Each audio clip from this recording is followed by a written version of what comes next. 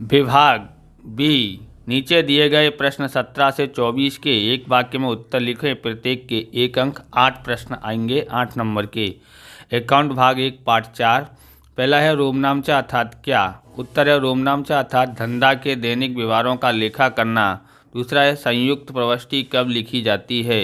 उत्तर है किसी भी हिसाबी व्यवहार में एक ही समय जब 2 से अधिक खाते जुड़े हों तो संयुक्त प्रविष्टि लिखी जाती है। तीसरा है अन्य रीत से माल की जावक के 3 उदाहरण दीजिए। उत्तर है अन्य रूप से माल की जावक के 3 उदाहरण। नंबर 1 दान में दिया गया माल। नंबर 2 विज्ञापन में नमूना के रूप में गया माल। नंबर 3 आग से जल गया माल। चौथा है निजी उपयोग में गया माल। चौथा देखते हैं व्यापारी बट्टा क्यों दिया जाता है। उत्तर है व्यापारी बट्टे की शर्त से ग्राहक बड़ी मात्रा में खरीदी करने के लिए ललचाता है या प्रेरित होता है, इसलिए व्यापारी बट्टा दिया जाता है।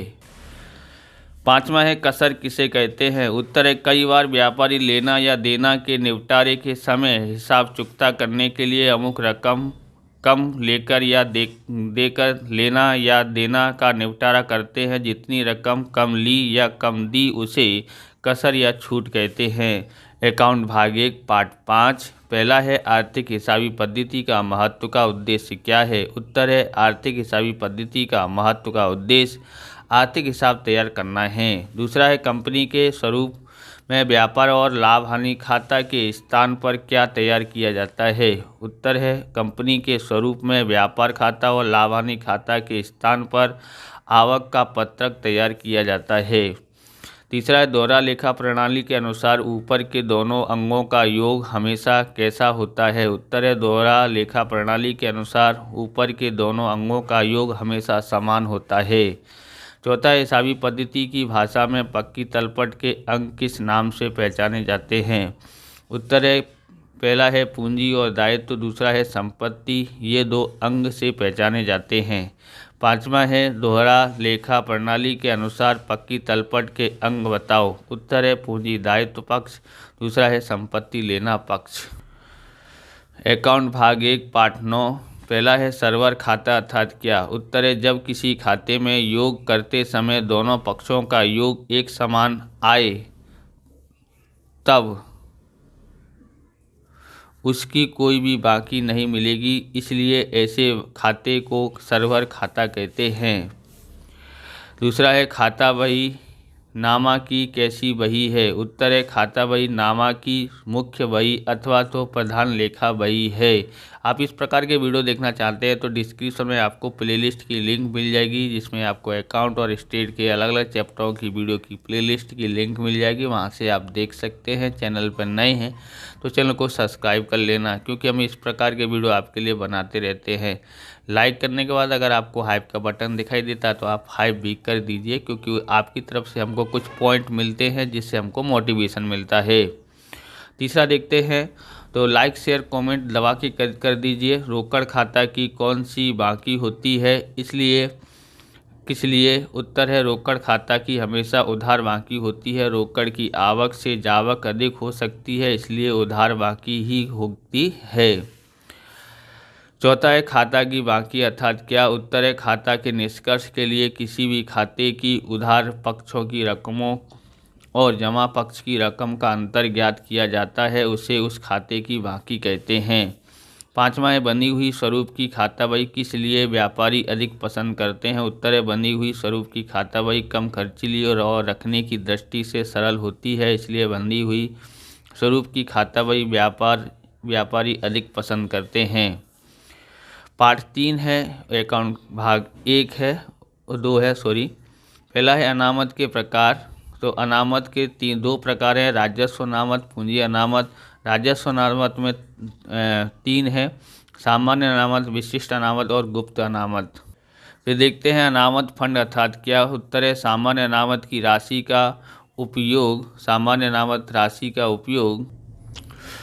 उपयोग व्यवसाय के बाहरी विनियोग में किया जाए उसे अनामत फंड के रूप में जाना जाता है। तीसरा है पूंजी लाभ में 2 उदाहरण दीजिए। उत्तर है पहला है यहाँ पर संपत्ति के विक्रय पर मिलने वाला लाभ। दूसरा है शेयर या डिवेंचर बाहर प्रकाशित करने पर मिलने वाला प्रीमियम। चौथा है राजस्व महसूल या अनामत किसे कहते हैं। उत्तर है यहाँ पर जो लाभ माल की खरीदी बिक्री और धंधे के अन्य नियमित प्रवृत्तियों में से उपस्थित हो उसे राजस्व लाभ के रूप में जाना जाता है। इस राजस्व लाभ में से जो अनामत उपस्थित की जाती है उसे राजस्व अनामत कहते हैं।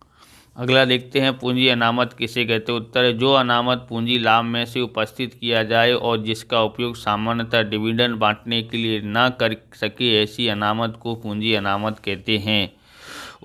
अकाउंट 2 भाग पार्ट 6। पहला है रूढ़िचुस्त धारणा किसे कहते हैं। उत्तर है हिसाबी चौपड़ा लिखते समय संभावित भावी नुकसान को ध्यान में लेना परंतु भावी लाभ या उपज को ध्यान में न लेना, ऐसी धारणा को रूढ़िचुस्त धारणा कहते हैं। दूसरा है माल की बिक्री उपज का संपादन कब हुआ कहा जाएगा। उत्तर है माल बिक्री के एक हिस्सा में माल की कानूनी मालिकी की फिर बदली बेचने वाले के पास से खरीदने वाले की तरफ हुआ हो तब बिक्री को उपज संपादन हुआ गिना जाएगा। Account 2 part 11। पहला है बाजार में मिलने वाले तैयार सॉफ्टवेयर में कौन सा सॉफ्टवेयर अधिक प्रचलित है। उत्तर है बाजार में मिलने वाले तैयार हिसाबी सॉफ्टवेयर में टैली सॉफ्टवेयर सबसे अधिक प्रचलित है। दूसरा है विंडोज़ 7 ये कैसा सॉफ्टवेयर है। उत्तर है विंडोज़ 7 ये सिस्टम सॉफ्टवेयर है। तीसरा है ह्यूमनवेयर अर्थात क्या। ह्यूमनवेयर अर्थात कंप्यूटर और सॉफ्टवेयर के साथ काम करते लोग। चौथा है कस्टमाइज्ड परिवर्तित सॉफ्टवेयर किसे कहते हैं। उत्तर है तैयार उपलब्ध सॉफ्टवेयर में ग्राहक की आवश्यकता अनुसार परिवर्तन करने में आए तो उसे कस्टमाइज्ड सॉफ्टवेयर कहते हैं। फिर यहाँ पर देखते हैं पांचवा है AIS यानी कि अकाउंटिंग इंफॉर्मेशन सिस्टम, यह किसका भाग है। तो उत्तर है AIS यह संचालन माहिती प्रक्रिया मैनेजमेंट इंफॉर्मेशन सिस्टम यानी कि MIS का एक भाग है।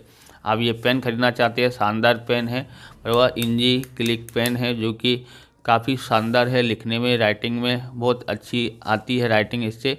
बराबर खरीदना चाहते हो तो डिस्क्रिप्शन में लिंक है वहाँ पर खरीद सकते हैं या वीडियो के नीचे लिंक है वहाँ से खरीद सकते हैं। बराबर और अगले वीडियो में हम विभाग सी का सॉल्यूशन करेंगे। बराबर इस प्रकार से ये वीडियो पूरा होता है। अगर आपको हमारा वीडियो अच्छा लगे तो लाइक करें, शेयर करें, कमेंट करें। चैनल पर नए हैं तो चैनल को सब्सक्राइब करें। मिलते हैं नेक्स्ट वीडियो में। जय हिंद, जय भारत, वंदे मातरम।